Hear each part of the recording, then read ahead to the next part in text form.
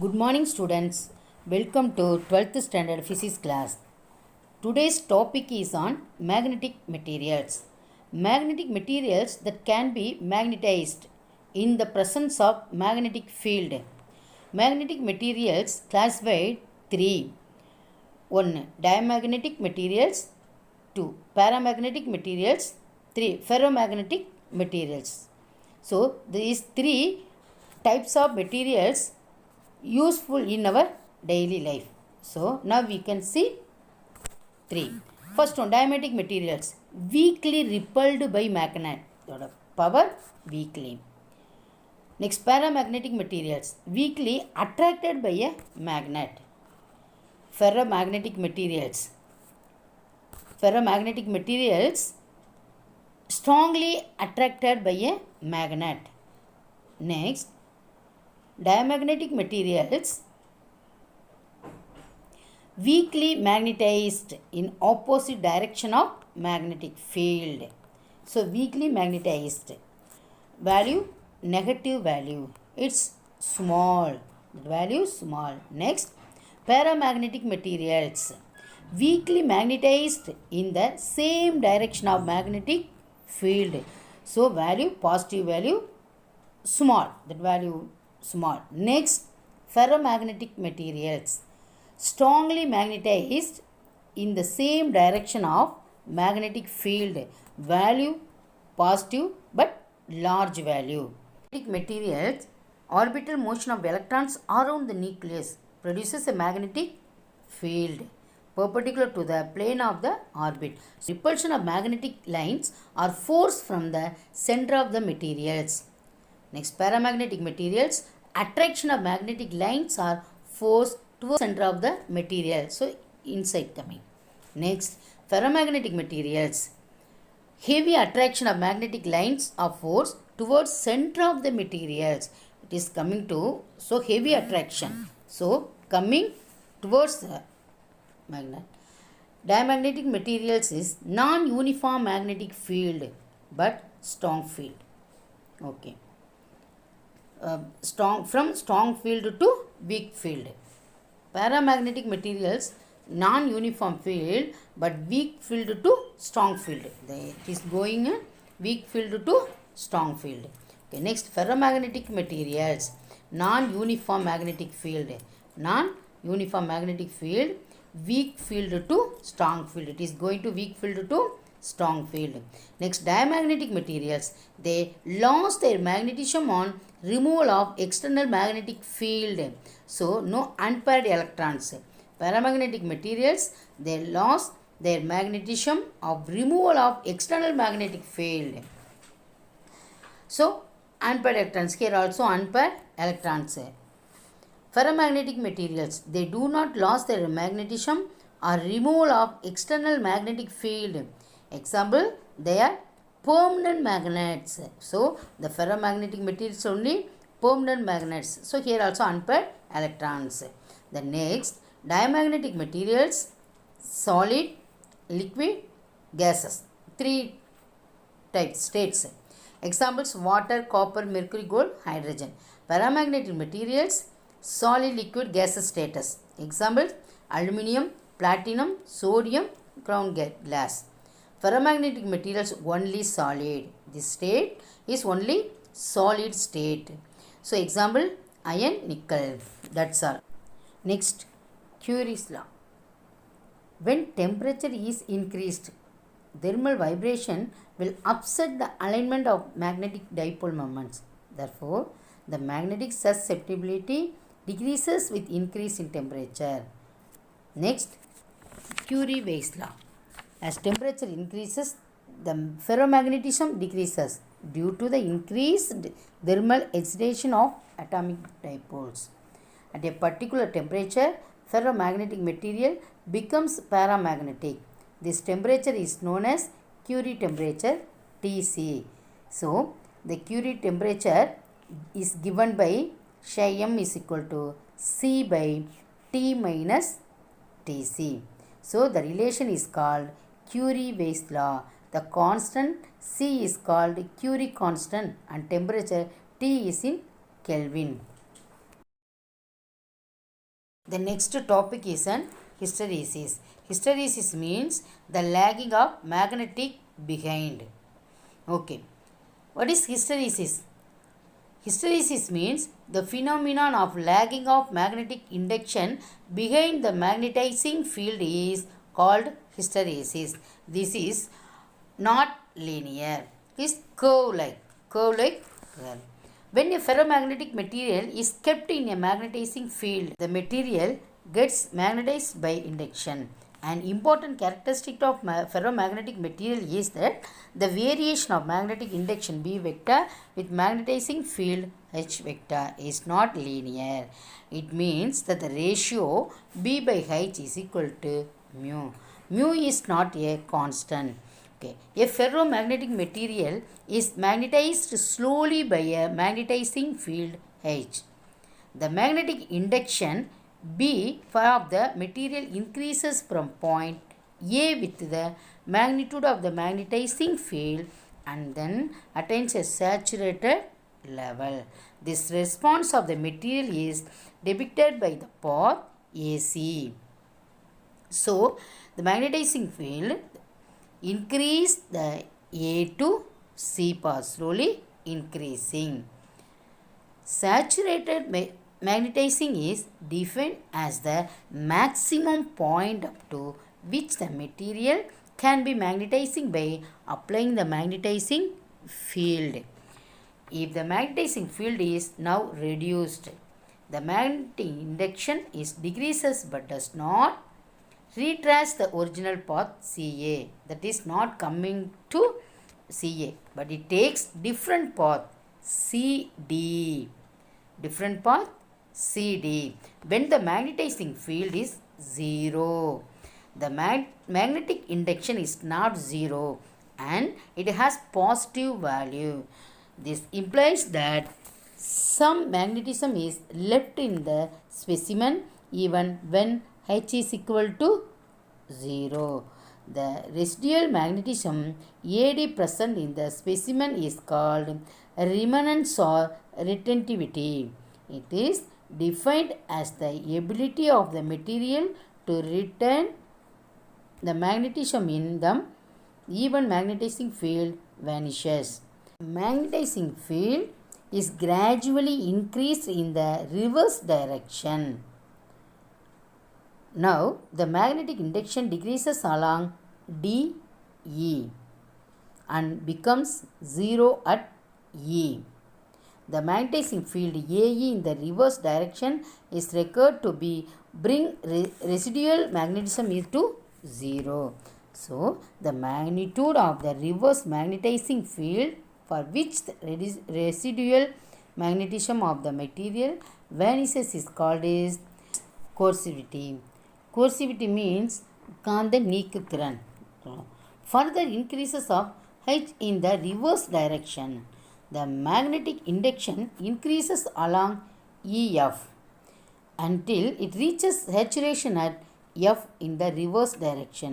If magnetizing field is decreased and then increased with direction reversed, the magnetic induction traces the path F, G, K, C. This is closed curved A, C, D, E, F, G, K, C is called hysteresis loop and it represents a cycle of magnetization. During the magnetization of the specimen through a cycle, there is loss of energy in the form of heat. This loss is attributed to the rotation and orientation of molecular magnets in various directions. It is found that the energy lost per unit volume of the material of magnetization is equal to the area of the hysteresis loop. Thus, the loss of energy for a complete cycle is del E. Del E is equal to closed integral of H vector dot d B vector. So, where B vector is an ampere per meter square and H bar is an ampere per meter. So, the loss in energy is measured in joules. So, this phenomenon is called hysteresis loss. Okay. The curve hysteresis loop. This curve is called hysteresis loop. The next topic is magnetic effect of current. First one, Oersted experiment. In 1820, Hans Christian Oersted, while preparing for his lecture in physics, noticed that the electric current passing through a wire deflects the nearby magnetic campus. By proper investigation, he observed that the deflection of magnetic campus is due to the change in magnetic field produced around current carrying conductor. When the direction of current is reversed, the magnetic campus deflects in opposite direction. This leads to the development of the theory electromagnetism, which unifies the two branches in physics, namely electricity and magnetism. Current carrying straight conductor. Suppose we keep a magnetic campus near a current carrying straight conductor. Then the needle of the magnetic campus experiences a torque and deflects to align in the direction of the magnetic field at that point. Torque means rotation path. Tracing out the direction shown by the magnetic campus, we can draw the magnetic field lines at a distance. For a straight current carrying conductor, the nature of magnetic field is like concentric circles having the center of the axis of the conductor. The direction of circular magnetic field lines will be clockwise or anticlockwise depending on the direction of current in the conductor. If the strength or magnitude means value of the current is increased, then the density of the magnetic field will also increase. The strength of the magnetic field decreases as the distance from the conductor increases. From the experiment, a straight conductor carrying current produces concentric field lines around it. The next, magnetic field due to a current in a circular coil. Suppose we keep a magnetic campus near a current carrying circular conductor. Then the needle of the magnetic campus experiences a torque and deflects to align in the direction of the magnetic field at that point. We can notice that at the points A and B in the vicinity of the coil. Vicinity means the area near or surrounding a particular place, அருகில். The magnetic field lines are circular. The magnetic field lines are nearly parallel to each other near the center of the loop, indicating that the field present near the center of the coil is almost uniform. The strength of the magnetic field is increased if either the current in the coil or the number of turns or both are increased. The polarity means north pole or south pole, anyone, depends on the direction of current in the loop. Right hand thumb rule. If we hold the current carrying conductor in our right hand such that the thumb points in the direction of current flow, then the fingers encircling the wire points in the direction of magnetic field lines produced. Next, Maxwell's right hand corkscrew rule. If we rotate a right-handed screw using a screwdriver, then the direction of current is same as the direction in which screw advances, and the direction of rotation of the screw gives the direction of the magnetic field. That's all. This rule is used to determine the direction of the magnetic field. Next topic is Biot-Savart law. Biot and Savart conducted many experiments to determine the factors on which the magnetic field due to current in a conductor depends. The results of the experiments are summarized as Biot-Savart law. Biot and Savart experimentally proved. Soon after the Oersted discovery, both Jean-Baptiste Biot and Felix Savart in 1890 did quantitative experiments on the force experienced by a magnet kept near current carrying wire and arrived at mathematical expression that gives the magnetic field at some point in space in terms of the current that produces the magnetic field. This is true for any shape of the conductor. Wyatt and Seward experimentally observed that the magnitude of magnetic field dp at a point P at a distance r from the small elemental length taken on a conductor carrying current varies. First one, directly as the strength of the current I, directly as the magnitude of the length element dl, directly as the sine of the angle between dl and r, inversely as the square of the distance between the point P and length element dl. This is expressed as dp directly proportional to idl by r square into sin theta. db is equal to k into idl sin theta by r square.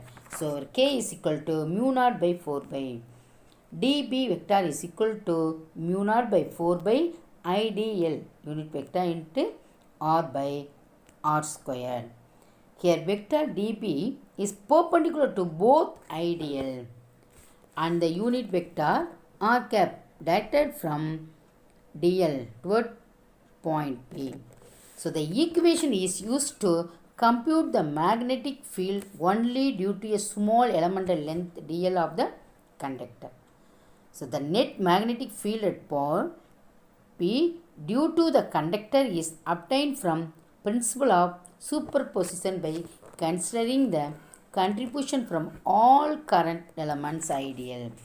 So integrating equation B is equal to integral of dB vector is equal to mu naught I by 4 by integral of dl into r unit vector by r square, where the integral is taken over the entire current distribution. So the direction of dB is perpendicular to the plane containing current element ideal and r and acts inverse. The unit of magnetic induction is Tesla or Weber per meter square. That's all. Next, similarities between Coulomb's law and Biot-Savart's law. Electric and magnetic fields obey inverse square law, so they are long range fields. Next, obey the principle of superposition and are linear with respect to source in magnitude. So, capital E directly proportional to Q, capital B directly proportional to IDL. The last topic is difference between Coulomb's law and Biot-Savart's law. Electric field produced by a scalar source, example an electric charge Q. Magnetic field produced by a vector source, example current element IDL. The second one, electric field is directed along the position vector joining the source and the point at which the field is calculated. Magnetic field is directed perpendicular to the position vector r vector and the current element IDL. Next, electric field does not depend on angle. Magnetic field depends on the angle between the position vector r and the current element IDL. That's all for today's class. Today's homework. Students, watch this video again and again and get ready to read well this question and answers, and then write the answers 3 times in your classwork note. After writing, send me the answer to my WhatsApp number. Students, in this video, we studied about magnetic field and effects. We will meet in next class with another topic. Thank you, students. God bless you all.